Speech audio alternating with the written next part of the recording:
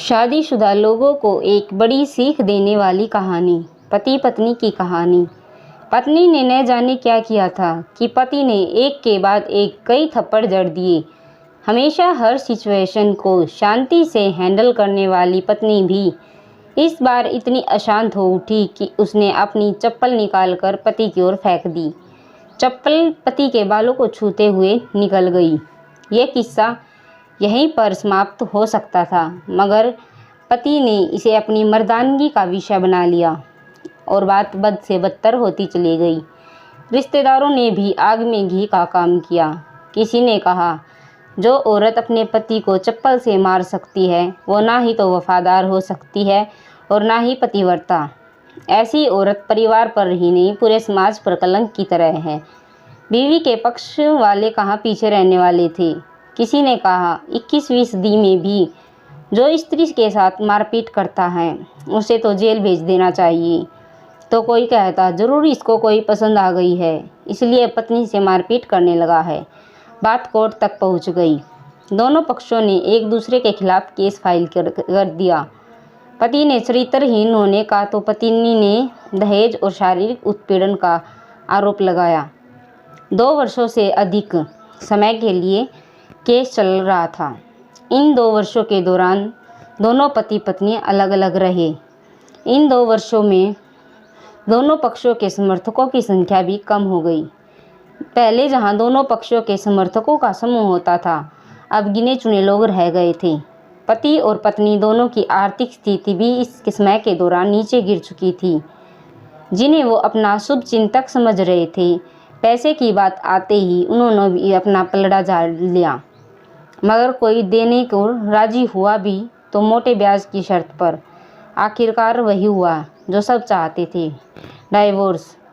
हर कोई खुश था, दोनों पक्षों के रिश्तेदार, उनके माता पिता और दोनों के वकील। लेकिन 5 साल की सुखद शादी और एक सुंदर बेटी होने के बाद मिले इस डाइवोर्स से पत्नी मुक्त थी और पति शांत। शायद ये एक इत्तेफाक ही था कि इस खुशी को मनाने के लिए दोनों पक्ष के लोग एक ही चाय की टपरी पर बैठे आमने सामने।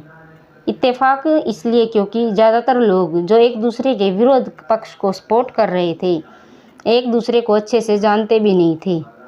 पति पत्नी भी इन सभी से दूर एक दूसरे के सामने मेज पर बैठे। पत्नी ने पति से कहा, अब तो खुश होगे ना, तुम्हारे मन की जो हुई है मुबारक हो। तुम भी तो आज जीत गई हो। मुझसे तलाक तो तुम्हें भी मिल गया है। Congratulation to you too. पति ने कहा, तलाक तो तुम भी जीत का प्रतीक समझते हो? पत्नी ने पूछा। पति चुप रहा।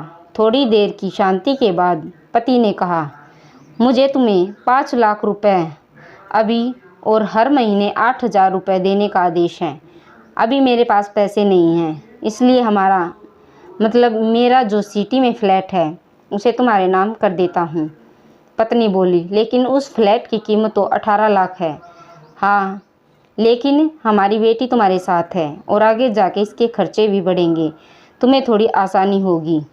पति ने कहा, नहीं नहीं, मुझे सिर्फ 5 लाख ही देना और तुम हर महीने 8,000 तो देने ही वाले हो। मैं मैनेज कर लूँगी।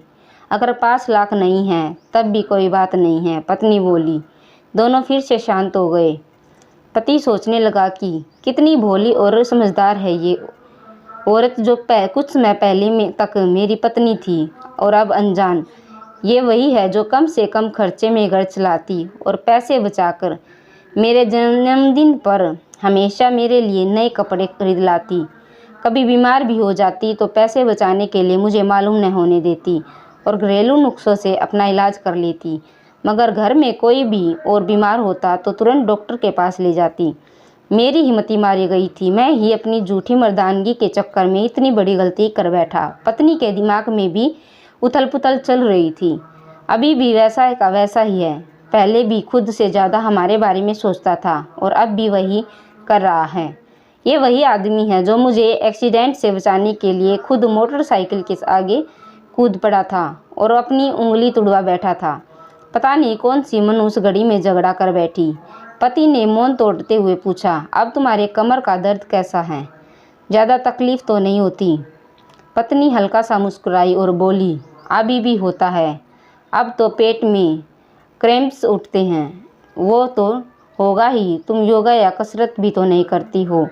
अब किसी गायनोलॉजिस्ट को ज़रूर दिखा देना। पति ने कहा, तुम बताओ तुम्हारा अस्थमा कैसा है अब? क्या अब भी दौरे पड़ते हैं? पत्नी ने पूछा। हाँ पड़ते हैं, पहले से ज़्यादा, क्योंकि अक्सर इन्हेलर भूल जाया करता हूँ, याद दिलाने के लिए तुम जो नहीं हो। पति बोला। पत्नी की आंखों में आंसू आ गए। वो बोली, तुम्हें मेरे चरित्र पर सवाल नहीं उठाने चाहिए थे, तो ये परिस्थिति आती ही नहीं। हाँ मैं जानता हूँ, तुम बहुत अच्छी हो, मुझसे गलती हो गई, बहुत बड़ी गलती। मैं लोगों के बहकावे में आ गया। पति बोला, तुमने भी तो मुझ पर दहेज का इल्ज़ाम लगाया था। वो बोला, गलत था, और इस बात का मुझे भी पछतावा हुआ। पत्नी ने कहा।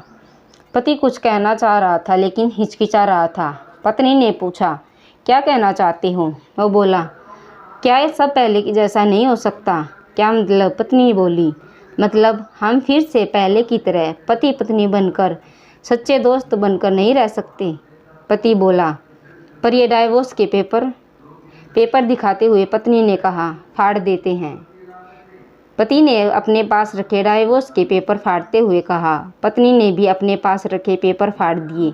सभी हैरान थे, वकील, रिश्तेदार और माँ बाप। पति पत्नी दोनों एक दूसरे के हाथ में हाथ पकड़े अपने घर की तरफ चले गए। दोस्तों, ये कहानी उन हर पति पत्नी के लिए बड़ी सीख है जो छोटी छोटी बातों पर लड़ते हैं और इन झगड़ों को बड़ा बना के अलग होने का डिसीजन लेते हैं। प्यार और झगड़ा तो एक सिक्के के दो पहलुओं की तरह हैं।